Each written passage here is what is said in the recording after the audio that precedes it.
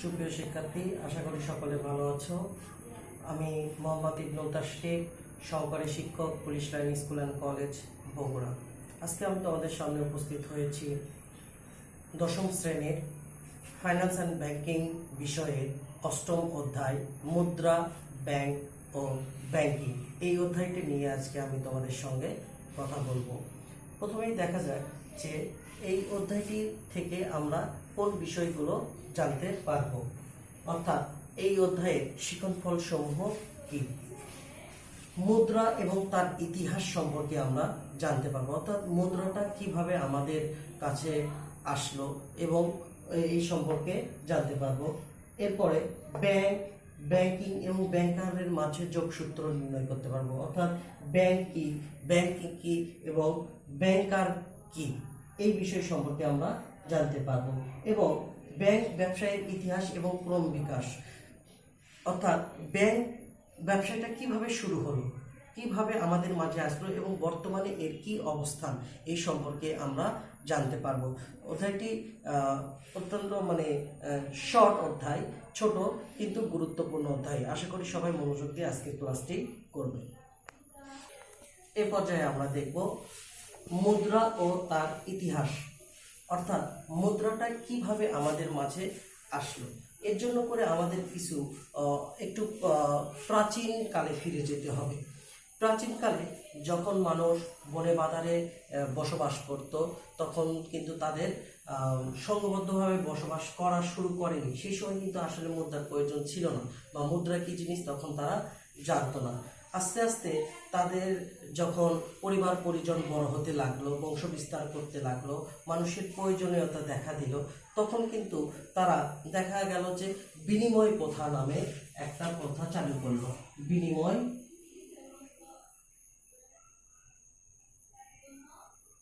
প্রথা বা trading system.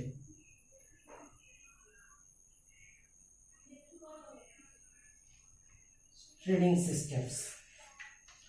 বিনিময় প্রথা জিনিসটা কি? বিনিময় প্রথা হচ্ছে একটা দ্রব্যের বিনিময়ে আরেকটি দ্রব্য গ্রহণ করা। অর্থাৎ আমি যদি একটা উদাহরণ দিয়ে বলি, মনে করো একজন ব্যক্তি যে ধান চাষ করে, সে ধান চাষ করে, তো তার ধানের পাশাপাশি কিন্তু আলু, মাছ, মাংস বা অন্য কোনো কিছুর প্রয়োজনীয়তা দেখা দিতে পারে।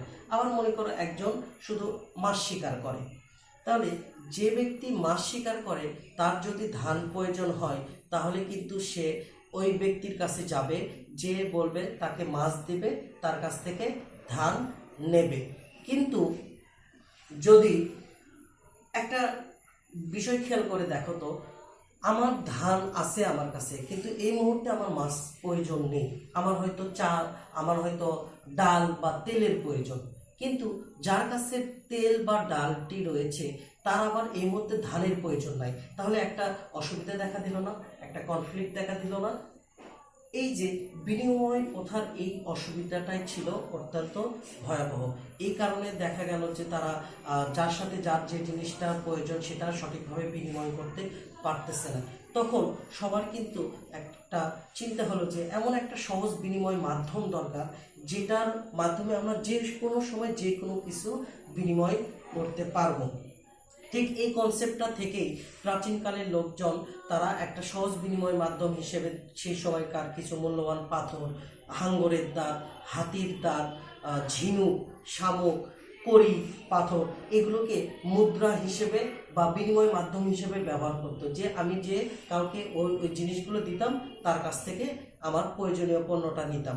ঠিক এইভাবে তো বিনিময় প্রথাটার সিস্টেমটাকে দূর করার জন্য করেই মুদ্রার আবিষ্কার।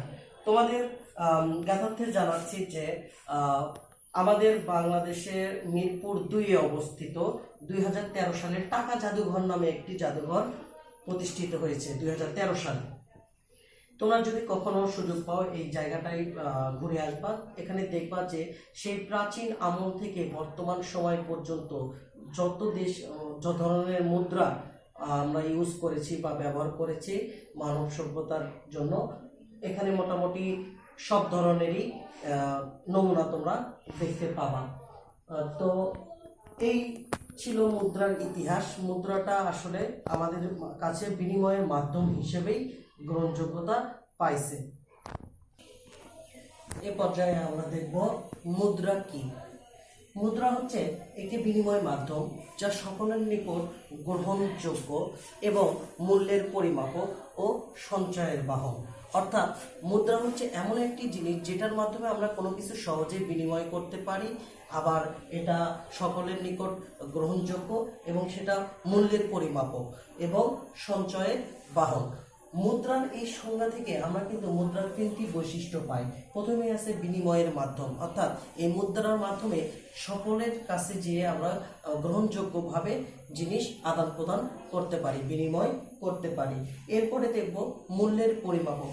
মুদ্রার একটা মূল্যমান আছে, এটার মাধ্যমে কিন্তু আমরা মেজার করতে পারি। যেমন একজন ডেলিভার বা একজন শ্রমিকের দৈনিক মজুরি নির্ধারণ করতে পারি।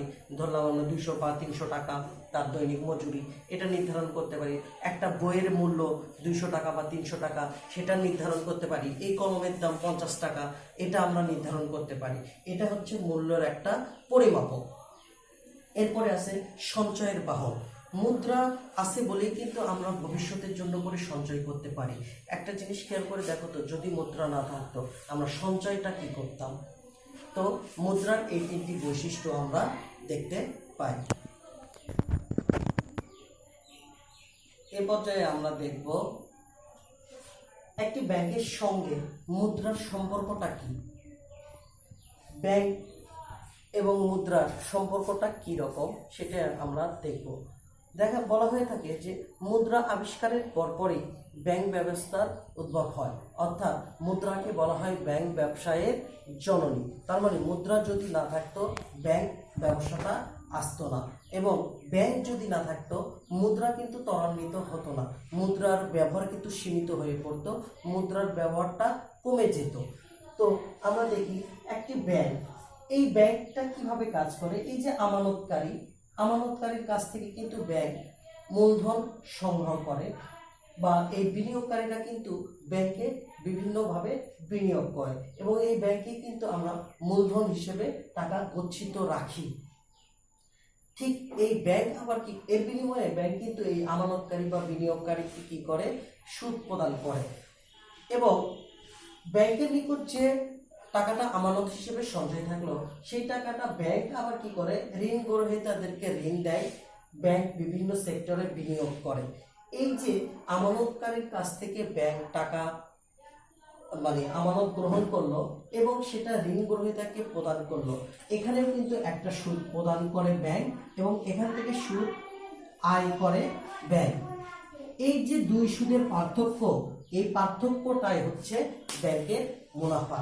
অর্থাৎ আমানতকারীকে যে পরিমাণ সুদ দেয় এবং ঋণ গ্রহীতার কাছ থেকে যে পরিমাণ সুদ নেয়, এই দুই সুদের যে পার্থক্য সেটা হচ্ছে ব্যাংকের মুনাফা। তাহলে আমরা বলতে পারি যে মুদ্রার সাথে ব্যাংকের সম্পর্ক কিন্তু অত্যন্ত নিবিড়। মুদ্রা না থাকলে ব্যাংক প্রতিষ্ঠা হতো না, এবং ব্যাংক যদি প্রতিষ্ঠা না হতো তাহলে কিন্তু আমরা মুদ্রাকে ত্বরান্বিত করতে পারতাম না, বা এর ব্যবহারটা অনেকটাই কমে যেত। এই পর্যায়ে আমরা দেখব ব্যাংক, ব্যাংকিং এবং ব্যাংকার, এই তিনটির মাঝে কি যোগসূত্র বা এই তিনটি জিনিস কি। প্রথমে আসি ব্যাংক। ব্যাংক শব্দটির অর্থ করলে দাঁড়ায় লম্বা টুল, স্তূপ বিশেষ, ক্ষেতের আয়, এগুলো। ব্যাংক শব্দটি এসেছে ইতালি শব্দ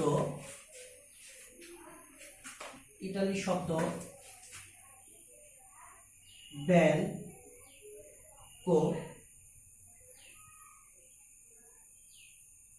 ব্যাংক,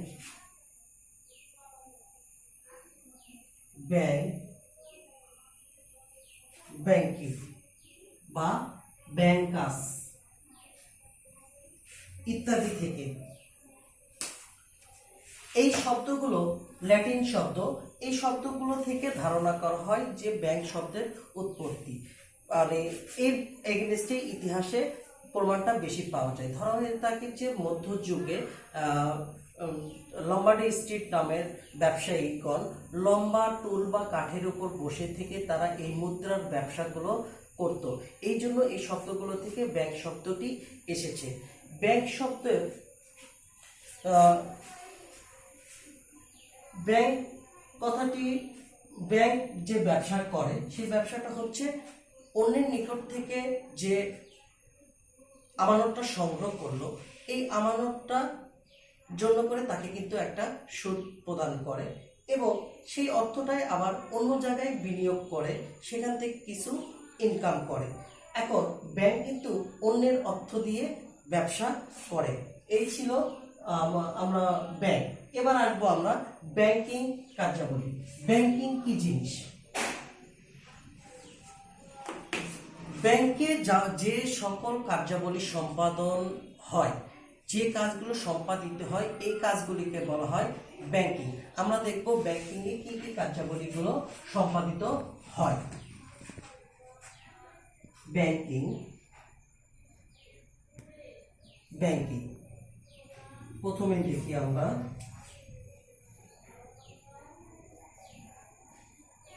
আমানত সংগ্রহ,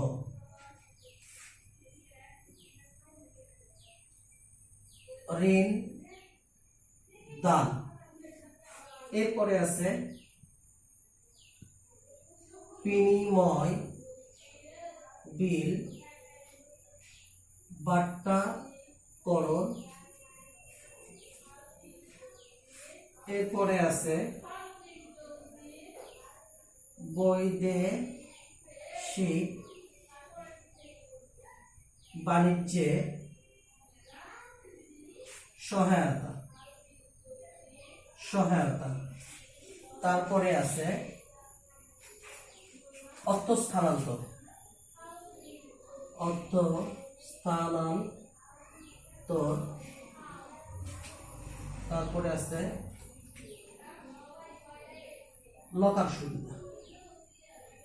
লকার সুবিধা এবং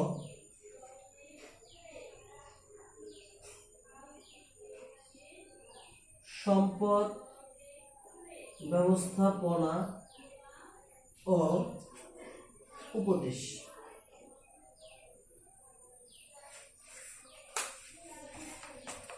ব্যাংকিং কার্যাবলীর ভিতরে ব্যাংকিং অনেক বর্তমান যে ব্যাংকগুলো আছে এদের পরিসরটা কিন্তু অনেক ব্যাপক। এরা কিন্তু বিভিন্ন ধরনের কাজ করে থাকে। তো এর ভিতরে যে মূল কাজগুলো করে থাকে, ব্যাংকের সর্বপ্রথম কাজ হচ্ছে আমানত সংগ্রহ করা। ব্যাংকের যেহেতু কোনো নিজস্ব মূলধন নেই, তাই তাদের আমানতকারীদের নিকট থেকে সুদের বিনিময়ে মূলধন সংগ্রহ করে বা আমানত সংগ্রহ করে। এই সংগৃহীত আমানতের এগেনস্টে যেমন সুদ প্রদান করে এবং সেই সংগৃহীত আমানত নিয়ে এসে তারা আবার বিভিন্ন ঋণ গ্রহীতাদেরকে ঋণ দেয় এবং তাদের কাছ থেকেও তারা চড়া হারে সুদ আদায় করে। এরপরে আছে বিনিময় মিল বাট্টাকরণ। মনে করো আমি একজন ব্যবসায়ী, আমার কাছ থেকে কেউ একজন ধারে পণ্য ক্রয় করে নিয়ে গেছে, এর জন্য করে আমাকে 3 মাস মেয়াদি একটি বিল তারা দিয়ে গেছে যে তারা 3 মাস পরে আমাকে এই বিলের টাকাটা পরিশোধ করবে। কিন্তু 1 মাস যেতে না যেতেই আমার টাকার খুব বেশি প্রয়োজন দেখা দিল। তো যেহেতু সে 3 মাসের বিল দিছে আমাকে, আমি কিন্তু আগেই তার কাছে যে টাকাটা চাইতে পারবো না বা সে এই টাকাটা দিতেও আমাকে বাধ্য নয়। সেই ক্ষেত্রে আমি কি করতে পারি, এই বিলটা নিয়ে যে ব্যাংকের দ্বারস্থ হতে পারি এবং ব্যাংকের কাছে আমি বলতে পারি যে এই যে আমার কাছে একটা বিনিময় বিল আছে, এটা আপনি রেখে আমাকে টাকা দেন। তারা কিন্তু একটা কমিশনের বিনিময়ে তারা কিন্তু ওই বিলের সম্পূর্ণ টাকা আমাকে দেবে না, কিছু কম দেবে, কিছু কম দিয়ে তারা এই বিলটা রেখে দেবে। তো আমার লাভ যেটা হলো, আমার ইনস্ট্যান্ট টাকা পাওয়া হলো। আর ব্যাংকের লাভ যেটা হলো, ব্যাংক ওই ম্যাচুরিটি ডেটে যে সঠিক পাওনাদারের কাছ থেকে সেই টাকাটা তারা নিয়ে নেবে, এতে করে ব্যাংকের কিছু ইনকাম হবে। এইভাবে ব্যাংক বিনিময় বিলটা বাট্টা করে। এছাড়াও বৈদেশিক বাণিজ্যের সহায়তা করে। আমরা জানি আমদানি রপ্তানি বাণিজ্যের ক্ষেত্রে এলসি লেটার অফ ক্রেডিট বা প্রত্যয়ন পত্র, আমদানি রপ্তানি বাণিজ্যের ক্ষেত্রে এই এলসি কিন্তু অত্যন্ত গুরুত্বপূর্ণ ভূমিকা পালন করে। মনে করো বাংলাদেশের একজন ব্যবসায়ী, সে অন্য কোনো দেশ থেকে, হতে পারে ভারত বা চীন বা জাপান, এদের কাছ থেকে একটি মেশিনারিজ ক্রয় করবে। কিন্তু বলতো এই যে বাংলাদেশের যে ব্যবসায়ী, সেটা কি ওই দেশের ওই ব্যবসায়ীর সঙ্গে সরাসরি পরিচিত? সরাসরি পরিচিত না, কিন্তু উনিও যেমন মেশিনটি কোথায় পাঠাবে এই অনিশ্চয়তায় ভোগ করে, এই ব্যবসায়ী কিন্তু কার কাছ থেকে টাকাটা সংগ্রহ টাকাটা পৌঁছাবে এই অনিশ্চয়তায় ভোগ করে। এই যে এই দুইজনের মাঝে মধ্যস্থতা করে কিন্তু ব্যাংক। কিসের মাধ্যমে? এই এলসির মাধ্যমে। ব্যাংক কিন্তু আমদানিকারকের পক্ষে রপ্তানিকারককে এই নিশ্চয়তা প্রদান করে যে আমদানিকারক তাকে এই সঠিক সময়ে এই মূল্যটা পরিশোধ করবে, আর এর বিনিময়ে ব্যাংক কিন্তু একটা কমিশন আদায় করে আমদানিকারকের কাছ থেকে। এই ছিল আমাদের এলসি। এরপরে অর্থ স্থানান্তর। আমরা জানি ব্যাংকের মাধ্যমে আমরা দেশের ভিতরে এক এলাকা থেকে এক এলাকা অথবা এক দেশ থেকে আরেক দেশ বৈধ যে চ্যানেলটা আছে সেটা হচ্ছে আমরা ব্যাংকের মাধ্যমে আমরা অর্থ খুব দ্রুত স্থানান্তর করতে পারি। এরপরে আছে লকার সুবিধা। বর্তমান সময়ে ব্যাংক কিন্তু এই সুবিধাটা দেয়। আমরা জানি আমাদের বাসা বাড়িতে মূল্যবান যে দলিলপত্র, গহনা, অলংকার, এগুলো রাখা কিন্তু অত্যন্ত রিস্কি। তো আমরা কিন্তু ব্যাংকের কাছে লকার ভাড়া নিয়ে এই জিনিসগুলো ব্যাংকে রাখতে পারি এবং প্রয়োজন অনুসারে যে কোনো সময় এটা উত্তোলন করতে পারি। এর জন্য করেও ব্যাংক কিছু কমিশন নেয় বা সার্ভিস চার্জ নেয়। এরপর আছে সম্পদ ব্যবস্থাপনা ও উপদেশ। ব্যাংক শুধুমাত্র অর্থ প্রদানই করে না, অর্থের পাশাপাশি বিভিন্ন প্রজেক্টের জন্য করে পরামর্শ দান করে, উপদেশ দেয়। কিছু কিছু ব্যাংক আবার প্রশিক্ষণেরও ব্যবস্থা করে থাকে। এই ছিল আমাদের ব্যাংকিং। এবার আমরা দেখব ব্যাংকার। ব্যাংকার কি? ব্যাংকার বলতে আমরা ওই ব্যক্তিকে বোঝাবো যিনি ব্যাংক পরিচালনায় সরাসরি সম্পর্কযুক্ত। এটা হতে পারে ব্যাংকে যারা কর্মরত আছে, অর্থাৎ ব্যাংক এমপ্লয়ি, ব্যাংকে যারা কাজ করছে তারাও যেমন, এবং ব্যাংক ব্যবসায়ী যারা যে ব্যক্তিগুলো লিপ্ত আছে, কারণ তারাও কিন্তু সরাসরি ব্যাংকের বিভিন্ন কার্যক্রমে অংশগ্রহণ করে। এই জন্য করে আমরা বলতে পারি ব্যাংকার হচ্ছে ওই ব্যক্তি যারা ব্যাংক পরিচালনায় সরাসরি সম্পর্ক যুক্ত। তাহলে এই ছিল আমাদের ব্যাংক, ব্যাংকিং এবং ব্যাংকার। ব্যাংক ব্যবসায় ইতিহাস। আমরা জানি মুদ্রা আবিষ্কারের পরপরেই ব্যাংক ব্যবস্থার একটা প্রচলন শুরু হয়ে যায়, কিন্তু প্রথমে এটা প্রাতিষ্ঠানিক রূপ ছিল না। মানুষ সেই সময় যখন তাদের কাছে অতিরিক্ত অর্থ থাকলো, তখন তারা নিরাপত্তাহীনতায় ভুগলো। তারা কিন্তু চাইলো যে তাদের এই অর্থের নিরাপত্তার একটা ব্যবস্থা করতে। এই জন্য সেই সময়ে প্রতিষ্ঠিত যারা ব্যবসায়ী, স্বর্ণকার, ধর্মযাজক, যারা প্রতিষ্ঠিত ব্যবসায়ী ছিল, এদের কাছে অনেক সময় অনেক মানুষ কিন্তু অর্থ সংরক্ষণ করে রাখছে। তারা তাদের কাছে রাখাটা নিরাপদ মনে করছে, যেহেতু তারা সচ্ছল ছিল, তারা তার টাকাটা সঠিকভাবেই রেখে দেবে, এই বিশ্বাস থেকে ব্যবসায়ীদের কাছে অনেক মানুষ তাদের টাকা গচ্ছিত রাখত। এরপর ছিল স্বর্ণকার। সেই সময় স্বর্ণকাররা ছিল কিন্তু অত্যন্ত সচ্ছল এবং তারা এই টাকাটার নিরাপত্তা দিত। স্বর্ণকারদের কাছেও মানুষ তাদের সম্পদ বা অর্থ জমা রাখত। এবং ধর্মযাজক, এই ধর্মযাজককে মানুষ বেশি বিশ্বাস করত এবং সৎ মানুষ হিসেবে তাদের কাছেও তাদের সঞ্চিত অর্থসমূহ জমা রাখত। কিন্তু তারা এক পর্যায়ে দেখলো এই অর্থটা জমা রাখতে রাখতে অনেক অর্থ হয়ে যায়, তাদের কাছে অনেক অলস অর্থ পড়ে থাকে, এবং এক পর্যায়ে তারা এই অর্থ রাখার জন্য করে সামান্য কিছু চার্জ গ্রহণ শুরু করলো, সামান্য কিছু তার জন্য করে পারিশ্রমিকই বলো বা যেটাই বলো নেওয়া শুরু করলো। এবং পরবর্তী দেখলো যে অনেকেরই যদি টাকা পয়সার প্রয়োজন হয়, তবে এই ব্যক্তিদের কাছে এসে কিন্তু টাকা ধার চাওয়া শুরু করলো। তখন তারা চিন্তা করলো যে এই টাকা যদি আমরা তাদেরকে ধারেই দিব, তাহলে তাদের কাছ থেকে সামান্য কিছু যদি টাকা নেওয়া যায় তার জন্য করে, এই যে দেখো একটা বর্তমান সময়ের আমানত গ্রহণ এবং ঋণ দানের কনসেপ্টের সাথে কিন্তু আস্তে আস্তে মিলে যাচ্ছে। তাহলে এনাদের কাছে যারা টাকাটা গচ্ছিত রাখতো তাদের কাছ থেকে সামান্য পরিমাণ করে সার্ভিস চার্জ নিত এবং যাদেরকে টাকাটা ধার দিত তাদের কাছ থেকেও সার্ভিস চার্জ নিত। এই যে এই থিম থেকেই কিন্তু ব্যাংক ব্যবসায়ের উদ্ভব। ব্যাংক ব্যবসাটা আসলে খ্রিস্টপূর্ব 5000 অব্দের দিক থেকে এর ইতিহাসে এর নিদর্শন কিছু কিছু পাওয়া যায়। এরপরে চৈনিক সভ্যতা, ব্যাবিলনীয় সভ্যতা, রোমান সভ্যতার এর বিভিন্ন ইতিহাস আছে। আমরা জানি খ্রিস্টপূর্ব 600 অব্দের দিকে চৈনিক সভ্যতায় শানসি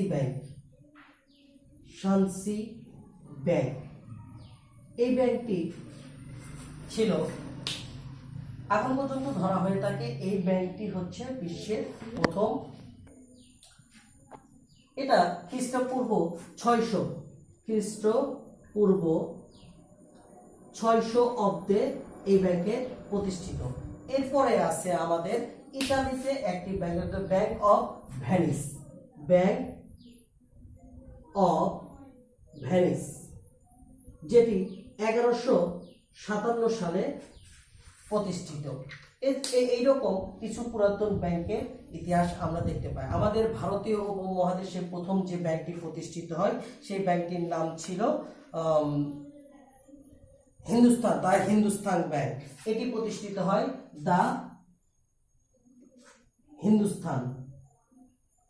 হিন্দুস্তান ব্যাংক। এটি প্রতিষ্ঠিত হয় 17 সালের দিকে। এইরকম ব্যাংকের কিছু ইতিহাস আমরা দেখতে পাই। আমাদের দেশের যে ব্যাংকগুলো আছে সেই ব্যাংকের ভিতরে আমাদের বাংলাদেশ ব্যাংক, যেটা আগে ছিল পূর্ব পাকিস্তানদের কেন্দ্রীয় ব্যাংক, সেটি যুদ্ধের সময় 1971 সাল থেকে এটা আমাদের বাংলাদেশের কেন্দ্রীয় ব্যাংক হয়ে যায়। কিন্তু এটি আসলে রাষ্ট্রপতির আদেশে 26 মার্চ 1972 সালে রাষ্ট্রপতির একটি আদেশে এই ব্যাংকটি গঠন হয় এবং এর গঠনকালটা ধরা হয় 1971 সাল থেকে। এ পর্যায়ে আমরা দেখব যে আমাদের দেশে কত ধরনের ব্যাংক প্রচলন আছে। আমাদের দেশে মোটামুটি 60 প্লাস ব্যাংক প্রচলন আছে। এর ভিতরে কিছু ব্যাংক আছে রাষ্ট্রায়ত্ত, কিছু ব্যাংক আছে রাষ্ট্রায়ত্ত, কিছু আছে বেসরকারি, কিছু আছে আমাদের হচ্ছে বিশেষায়িত ব্যাংক, বিদেশি ব্যাংক, ইসলামিক ব্যাংক, অর্থাৎ যে ব্যাংকগুলো ইসলামিক শরিয়া মোতাবেক পরিচালিত হয় সেই ব্যাংকগুলোকে বলা হয় ইসলামিক ব্যাংক। রাষ্ট্রায়ত্ত ব্যাংকের ভিতরে আমাদের 6টি ব্যাংক আছে, যেটি রাষ্ট্রায়ত্ত ব্যাংক। বেসরকারি ব্যাংক আমাদের মোটামুটি 39টির মতো বেসরকারি ব্যাংক আছে। বিশেষায়িত ব্যাংক আছে আমাদের 3টির মতো, এবং বিদেশি ব্যাংক আছে আমাদের 9টির মতো, এবং ইসলামিক ব্যাংক আছে আমাদের 8টির মতো। মোটামুটি আমাদের দেশের ব্যাংকের সংখ্যা এই রকম। এই ইনফরমেশনগুলো আমাদের জানা অত্যন্ত জরুরি। তো এই ছিল আমাদের আজকের আলোচনার বিষয়বস্তু। আমরা মুদ্রা কি সেটা সম্পর্কে জানলাম, মুদ্রার ইতিহাস সম্পর্কে জানলাম, মুদ্রা কিভাবে আমাদের কাজ করে সেটা জানলাম, ব্যাংক কি শব্দ থেকে এসেছে বা কোথা থেকে এর উৎপত্তি, ব্যাংকের ধরন সম্পর্কে কিছুটা ধারণা পেলাম। আমি আশা করি তোমরা সবাই আজকে ক্লাসটি বুঝতে পেরেছো। সবাই সুস্থ থাকো, ভালো থাকো, নিরাপদে থাকো। আল্লাহ হাফেজ।